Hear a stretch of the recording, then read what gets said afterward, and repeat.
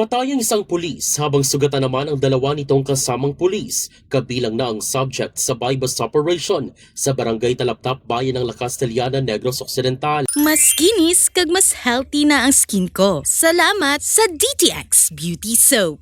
Nangyari ang insidente, Lunes ng gabi, Mayo 11. Kinilalang napatay na pulis na si Police Master Sergeant Davy Karampatana, habang sugatan naman sina Police Captain Michael Muniez, Deputy Chief of Police ng La Castellana Police Station at si Police Corporal Gerson Guache. Matapos ang pananaksak, dinala ang tatlo sa ospital, subalit binawian ng buhay si Karampatana. Kinilala naman ang mag-ina na sina Edward Acupan, 41 anyos, subject sa buy-bust operation, at ang ina nito na si Delia, 68 anyos. Sa nakuhang report ng K5 News FM Hinigaran, nanlaban si Edward habang isinasagawa ang operasyon. Agad na sinaksak ni Edward si Karampatana at binaril siya ng mga pulis. Nakita naman ito ni Delia at sinaksak naman si Muniez. Dagdag pa, nakatamo naman ang sugat sa daliri si Guache. Sa ngayon, nasa estable na ang kondisyon ni Muniez sa ospital at patuloy na nagpapagaling ang sospek habang nasa kustodiya naman ang ina. Narecover sa operasyon ang 4 na pakete ng shabu na nagkakahalaga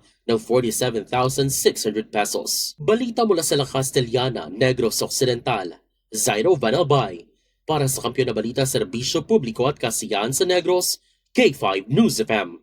Mas kinis kag mas healthy na ang skin ko. Salamat sa DTX Beauty Soap.